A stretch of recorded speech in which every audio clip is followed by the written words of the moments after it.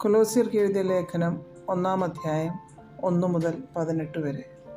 ദൈവേഷ്ടത്താൽ ക്രിസ്തുയേശുവിൻ്റെ അപ്പോസ്തലനായ പൗലോസും സഹോദരനായ തിമോഥിയോസും കൊലോസ്യയിലുള്ള വിശുദ്ധന്മാരും ക്രിസ്തുവിൽ വിശ്വസ്ത സഹോദരന്മാരുമായവർക്ക് എഴുതുന്നത്: നമ്മുടെ പിതാവായ ദൈവത്തിങ്കിൽ നിന്ന് നിങ്ങൾക്ക് കൃപയും സമാധാനവും ഉണ്ടാകട്ടെ.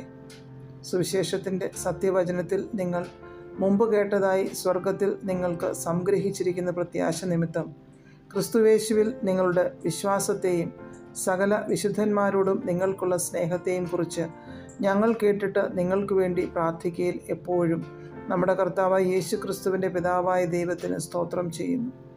ആ സുവിശേഷം സർവ്വലോകത്തിലും എന്ന പോലെ നിങ്ങളുടെ അടുക്കലും എത്തി.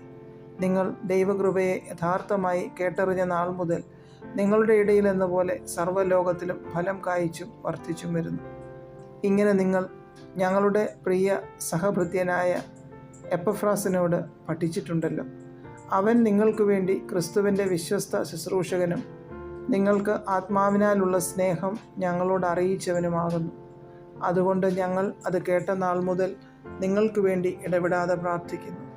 നിങ്ങൾ പൂർണ്ണ പ്രസാദത്തിനായി കർത്താവിന് യോഗ്യമാകും വണ്ണം നടന്ന് ആത്മീയമായ സകല ജ്ഞാനത്തിലും വിവേകത്തിലും അവൻ്റെ ഇഷ്ടത്തിൻ്റെ പരിജ്ഞാനം കൊണ്ട് നിറഞ്ഞു വരണമെന്നും സകല സൽപ്രവൃത്തിയിലും ഫലം കായ്ച്ച് ദൈവത്തെക്കുറിച്ചുള്ള പരിജ്ഞാനത്തിൽ വളരണമെന്നും സകല സഹിഷ്ണുതയ്ക്കും ദീർഘക്ഷമയ്ക്കുമായി അവൻ്റെ മഹത്വത്തിൻ്റെ വല്ലഭത്വത്തിനൊത്തവണ്ണം പൂർണ്ണശക്തിയോടെ ബലപ്പെടണമെന്നും വിശുദ്ധന്മാർക്ക് വെളിച്ചത്തിലുള്ള അവകാശത്തിനായി നമ്മെ പ്രാപ്തരാക്കുകയും നമ്മെ ഇരുട്ടിൻ്റെ അധികാരത്തിൽ നിന്ന് വിടുവിച്ച് തൻ്റെ സ്നേഹസ്വരൂപനായ പുത്രൻ്റെ രാജ്യത്തിലാക്കി വെക്കുകയും ചെയ്ത പിതാവിന് സന്തോഷത്തോടെ സ്തോത്രം ചെയ്യുന്നവരാകണം എന്നും അപേക്ഷിക്കുന്നു.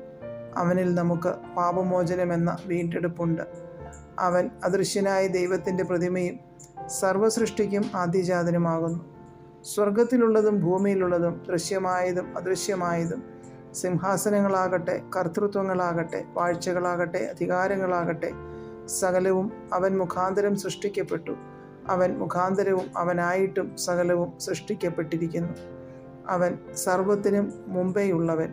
അവൻ സകലത്തിനും ആധാരമായിരിക്കുന്നു. അവൻ സഭ എന്ന ശരീരത്തിൻ്റെ തലയും ആകുന്നു. സകലത്തിലും താൻ മുമ്പനാകേണ്ടതിന് അവൻ ആരംഭവും മരിച്ചവരുടെ ഇടയിൽ നിന്ന് ആദ്യനായി എഴുന്നേറ്റവനും ആകുന്നു.